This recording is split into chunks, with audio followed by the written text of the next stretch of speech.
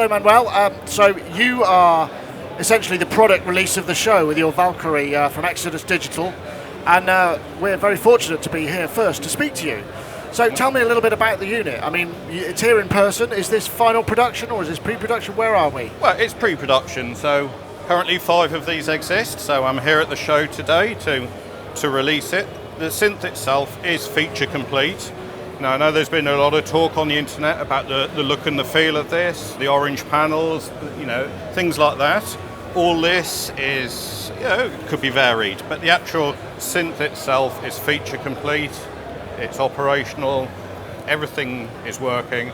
So really it's just the cosmetics and also getting interest in this synth within the business, within the distribution channels, and just finding out which way the market wants to go before, So, which I'd imagine is already going pretty well because the internet sort of went a bit crazy for it. I mean, it's interesting, isn't it? Because, I mean, just tell me a little bit about the architecture of this, because everybody's going to go, oh, it must be a DSP synth. It's not, is it? It's right. FPGA, which is different, right? It is, indeed. So, yeah, I've seen all sorts of discussions on the internet, and they're all, there's a lot of guessing going on out there, but that's reasonable because I've not put out a lot of information about this. So, I'll define it all now, so everyone's starting from the same point. So, Valkyrie is based on an FPGA, as several people have observed. And the reason I did that is I put in the original material on SoundCloud. I really think DSPs are not the right way to go. They just don't have the performance required to deliver what people really want today. So, Valkyrie's able to deliver 128 notes of polyphony, even with the 10 oscillators per voice, and you can double that to 20 by using 2 voices. And the way it can do that is just the raw power that the FPGA provides. Because what's happened in effect, I've designed my own massively parallel DSP inside the FPGA. So all the sound generation, all the filtering, all the amplifiers, the mixers are all done within the FPGA. The only bit that's done in software on the ARM cores on the Valkyrie is the effects. Right, so I mean FPGA is essentially, it's like designing your own analog chips, because you're kind of creating the circuitry and the connections inside. It's a programmable integrated circuit, effectively. It's reconfigurable. You build the blocks, then you can wire them together within the FPGA. It's a very different way of thinking to DSP, and it's quite a mindset change. It's been a challenge. Valkyrie has been quite a long time in the making. It's about 3.5 years. It's taken me to design, to prototype, to get this to where I'm happy with it, that it's a really good performing instrument. So let's have listen to a couple of sounds, and then we can chat a bit more, perhaps. Sure, yeah. So far there's about 1,000 presets, factory presets in Valkyrie. They cover all sorts of different sounds, so acoustic sounds, orchestral sounds, all sorts of electronic-y, trancey sort of sounds. Now, I know the demos I've had on SoundCloud have been very trance-oriented, and that's had all sorts of comments online. But, make no mistake, this is not just a trance box. It is capable of a whole variety of orchestral performance, live sounds. So is that all synthesized as well? There's no PCM stuff going on in here? Well, there's the wavetable, so there's single cycle, but no, this isn't a rompler. There's no canned sounds. No, like the pianos I've got here, they're not sampled. They're all synthesized and adjustable in real time. So if I just start off with this piano here, so this is a wavetable based piano, and the way it's done is I use 2 wavetables here. So there's 2, the actual display here is actually showing you the wavetable sounds, and then I apply hard synchronization and an envelope to that process, and that's how I get this evolving tone that is characteristic of a piano. Obviously it's not quite as good as a dedicated piano, but for a generic VA, a virtual analog synth, I think it attacks these sounds pretty nicely.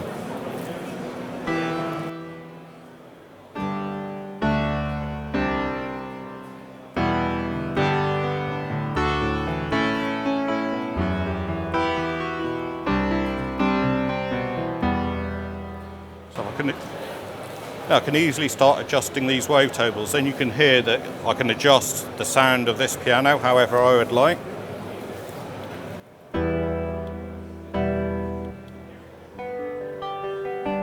Right, and then you're getting into sort of plucked territory and using that. So when I got these on, I can't. Yeah, hear no, anything. I'm sorry. So then it starts to get plucked and what have you. So Yeah. So I mean, have you done a lot of the presets yourself, or have you had the sound design kind of? I've done some myself. I've had a lot of help from a guy called Luke Terry. Hi out there, Luke. You know, your presets are awesome. So Luke's very well known in the industry for patches. He's done patches for several different well-known synthesizers. So Luke's patches will feature very heavily within the factory presets for Valkyrie. So take me through the architecture, the sort of basic architecture of the synth then. Well, it's everything you'd really expect from an FPGA. In terms of the architecture from a user perspective, you've got 2 oscillator groups here. Each oscillator group has 5 oscillators within it. So you've got the basic VA wave shapes of sawtooth, pulse with pulse width modulation, and you've got the wavetable. And also you've got an additional sub-oscillator here, which has 4 different shapes. You can adjust the shape here, and it can either be 1 octave below or at the same pitch as the main oscillator. And you can detune it finely as well. So there's a lot of potential there for getting those nice big thick sounds. And there's a second oscillator group which is identical. It's got its own wavetable. So between these two, each of these has got 5 oscillators within it. You can get lots of different combinations you can do frequency modulation between the groups, you can do ring modulation, you can do hard synchronization, and you can do all of those simultaneously if you're really brave and you want to experiment big time. So for the comments online where people have said, do the LFOs modulate at audio rate? Well, they don't on this synth, but because you've got so many oscillators in the main oscillator group, you can achieve exactly the same thing. Right, okay. By modulating between the 2 oscillator groups. So in all you've got these 10 oscillators, and if you go into the dual mode here, this actually combines 2 voices together, doubling the oscillator count to 20. And Hence the 1280 oscillator voice. Yeah.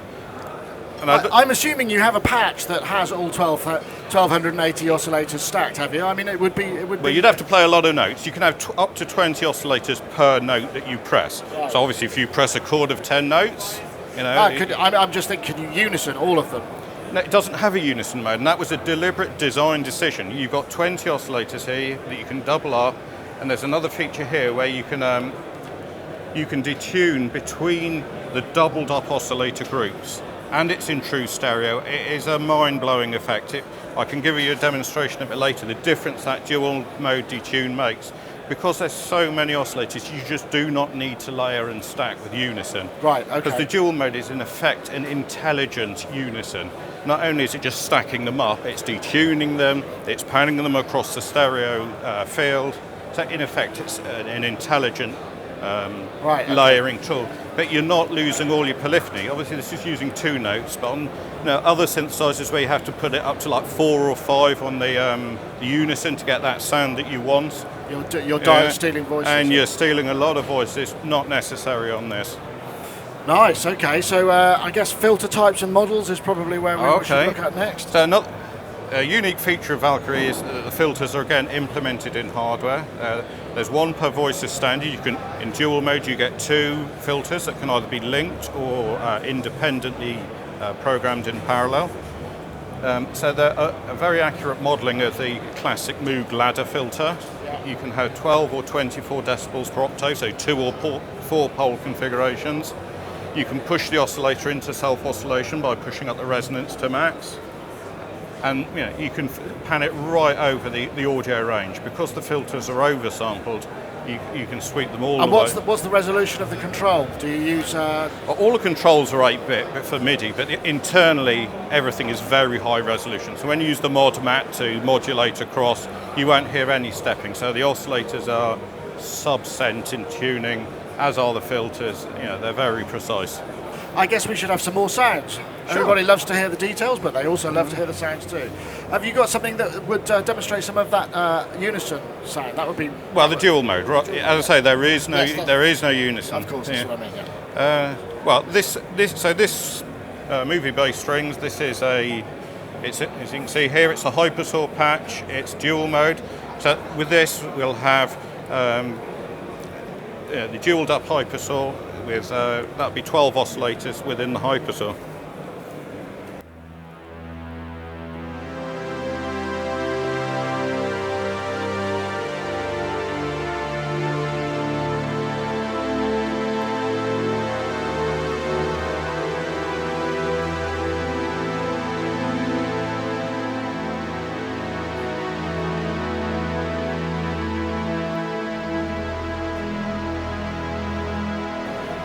Nice. And I guess the thing is, by having so many voices, there is a real freedom when it comes to playing polysynths, and you can just let everything ring out and hang. You get enormous amounts of kind of textural, just sort of floatiness, I suppose. Yeah. If that's not a particularly technical term. So one technique I use a lot is to use two of the parts layered together. So you can have like a pad behind a more percussive sound. Because you have that raw polyphony, you can start, so even though there's no unison mode, you can stack the polytimbral parts, put them on the same MIDI channel, and really get some seriously fat sounds that way. Right, because it's 8-part multi-timbral? That's right, 8 parts, so each with their own effects, completely independent. So again, you could view that as sort of an intelligent unison mode. And just while we're on the subject of multi-timbrality, we have got dedicated separate outputs. Oh yeah, we go over here, that's probably easier, isn't it? I'm tangling myself up. Right, okay, so MIDI in, out, through. Yeah, so from left to right here, you've got headphone output, stereo headphone outputs. You've got 4 stereo 32-bit 96 kilohertz oversampled analog balanced outputs. You've got traditional MIDI with through here for people who still use traditional MIDI or for live users. And you've got a USB 2 implementation here for MIDI and audio. So Valkyrie will stream each of its 8 parts in 96 kilohertz 24-bit audio simultaneously via USB. So yeah, she's well connected. Is that class compliant stuff? Yeah, all class compliant. Nice. So Windows driver comes, Windows users will need to install a driver. OS X works out of the box. Excellent, okay. Fantastic, okay, let's have some more sounds then.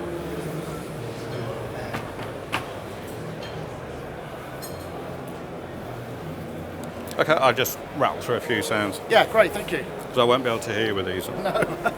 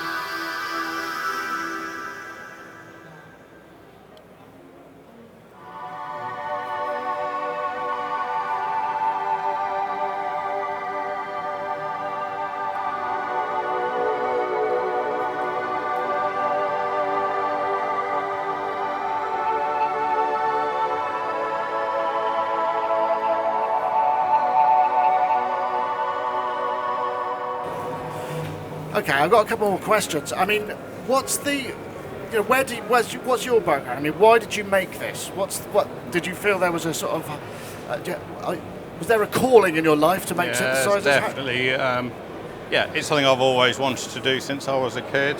You know, I've always wanted to make synthesizers. So, you know, back in the 80s, I bought a load of Commodore SID chips. People are old enough to remember these things, and they're very trendy now. So the first proper synth I built was probably using 8 of these Commodore SID chips. I wish I still had the instrument, but I've always wanted to. And I've experimented with a few DSP designs and analog designs over the years. Converged on this. I'm very happy with the result. And is your background in software or electronics, or right? Yes. You know, by day I work in the video streaming industry. That's my background, but my true passion. So yeah, lots of experience in high-speed, real-time processing then, right? Yeah.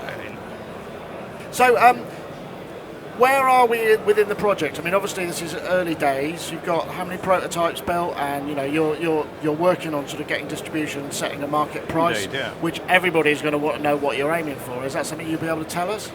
Well, it depends on the distribution deals. Now, I'm here today to speak to the distributors, the wholesalers, but again, I've seen some wild guessing online. Let me put people's mind at rest. This is going to sell for well under €2,000.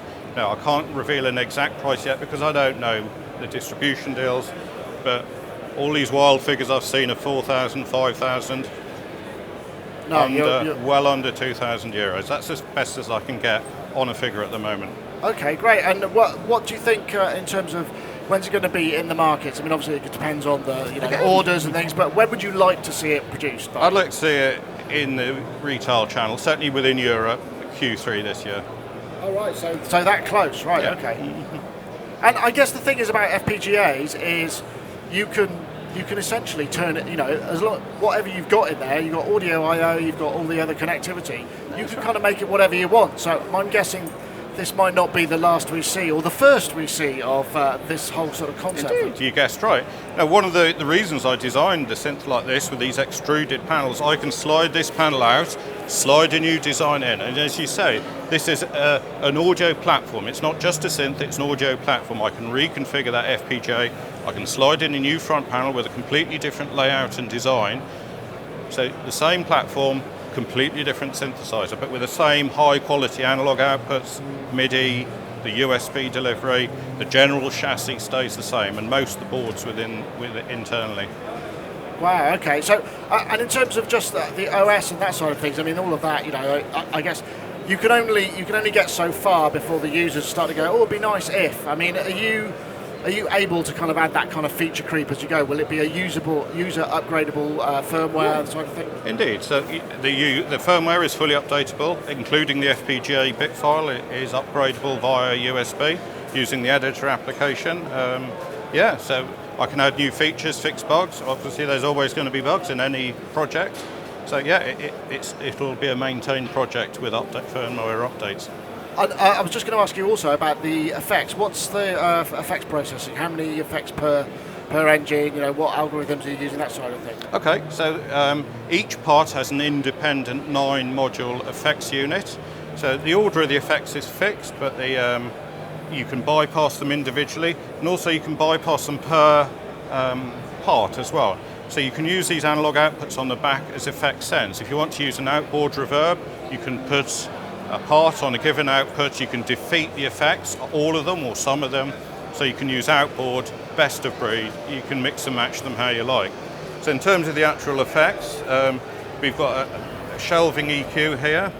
So I saw a question online, are the numbers shown as real units? Well, yes they are. So your frequency is shown in hertz, your gain is shown in decibels. So you've got 3-band EQ, we've got a sweepable mid here with Q factor that you can adjust and gain. You've got twin limiters, obviously a synth with 1280 oscillators has got an enormous dynamic range. So you've got twin limiters here, one's pre-effects, one's post-effects, so you could control that massive dynamic range of sound. But the limiters, they're not just clipping, they're a tube response. You get, on some of the pianos, a lovely sort of tube limiter effect. So after that, you've got a formant filter here. Quite a few of the demo patches, certainly the strings, use the formant filter here. So you can unless you've got a nice, quite a snappy display where it flips. I like the way you change pages. Nice bit of animation there. Yeah. So talk about the display here. I looked at quite a few different displays. I really don't like LCDs on a performance instrument. The viewing angle is poor, they're slow, quite blocky. So I've used this OLED display here, and as you can see, it's very clear and easy to read. The response is nice and smooth, and also it'll never slow down. No matter how many notes you're playing or how busy the synth is, it'll always be responsive and smooth. So going back to the effects, we've got our formant filter here. The formant filter has its own LFO as well. We've got a distortion module here with 5 different algorithms. So you've got we've got the rectifiers, bit crusher to reduce the resolution and get those really lo-fi sounds. We've got something here called the Nasher, and people have asked me what this is. The Nasher is my term. It's a bass compression effect, and it really is good. As you can imagine, for basses, it just gives a lovely sound. It's best really shown with a demo. Also, there's a filter on here, so when you're using things like the bit crusher, it just takes the edge off. You can adjust this to.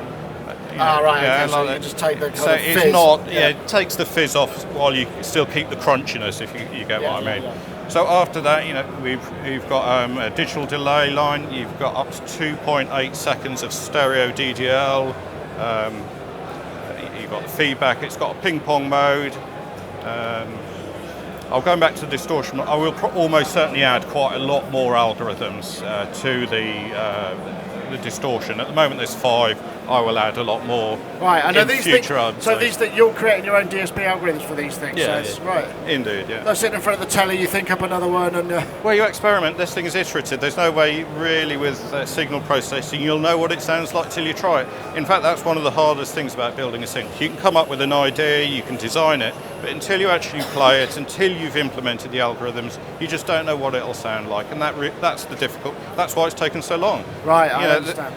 The gap between the theory and what you hear is very hard to make. Again, going back to the effects, we've got DDL here. Yeah. It's got you can sync it to MIDI as well with a programmable clock beat. You can also sync it to one of the LFOs. I've not actually tried that myself, but I'm sure it has a use. So after that, we got my favourite effect, the phaser, 6-stage phaser. It took me a long time to implement this. It's my favourite effect. I love phases. Probably old school, I know, but I love it. Not only just for the swirly effects you associate with phases, but it's good for adding like resonance, cabinet resonances to guitar sounds and piano sounds. You can get all sorts of artificial effects with it. So yeah, you've got your 6-stage phaser there, again with its own dedicated LFO. I would add a lot of these effects parameters, they're destinations in the mod mat so as you well. You can modulate them. You can, yeah. So if you don't want just the basic LFO that the effect has, you can wire it to any of your MIDI CCs.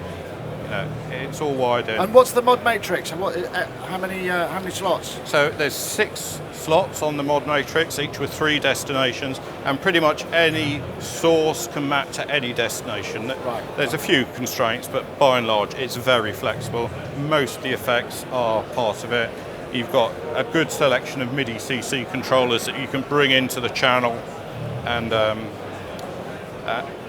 even things like polyphonic aftertouch, you can map that into the mod mat. I was going to ask about that. So it does. Does it work with MPE as well? Not yet, because the MPE standard hasn't officially been released. I don't want to implement something until it's actually been, But it's something that could easily be. It's something I can add. The thing I don't like about it is I'll lose the multi-timbral ability. I've always designed this to be a multi-timbral instrument. So, with MPE, where you're losing that multi-timbral capability, I suppose it's a mode you can switch on and off. Yeah, exactly. Yeah. Anyway, we'll go back to the effects again. So after your phaser module, you've got, it's called the chorus module, but it's actually a multi-effects module that can do comb filter, you can do a flanger, chorus, and a doubler, so slapback delay.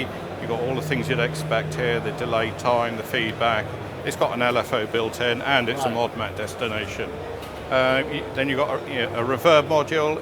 It hasn't got presets like most reverb modules would have. You can adjust these parameters. It's got darkness. Does it go really large and cavernous? Have you put that kind of like never-ending type of? Not never-ending, but it'll go up to a good 20 seconds. All right, well, that should be enough for most people. It should be enough for most people.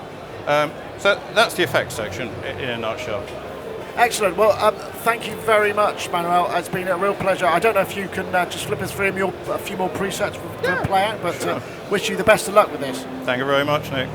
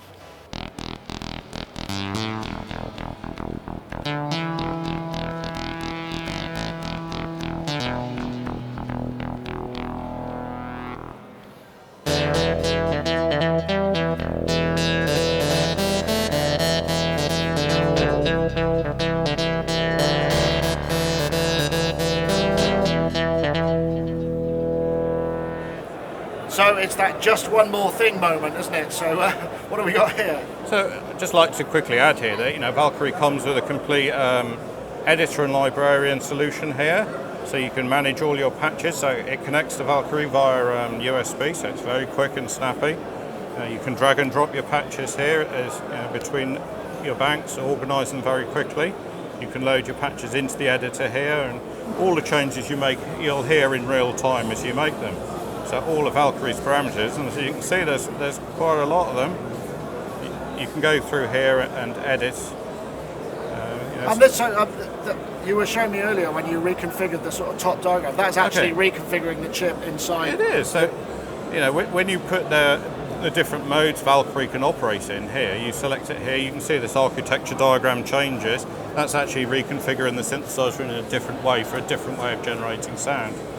And there was one other question. You mentioned something about patch overlap. Obviously, it was in monotimbral mode, no, but in multi-timbral mode. Well, it's always in polytimbral mode. There's no single mode on Valkyrie, but I did see, some mentioned that when you change a patch, it cuts off the sound. Yes, it does, because it's reconfiguring the FPGA, but not between polytimbral parts. Obviously, you can change patches on different parts, and they're seamless. There's no change there.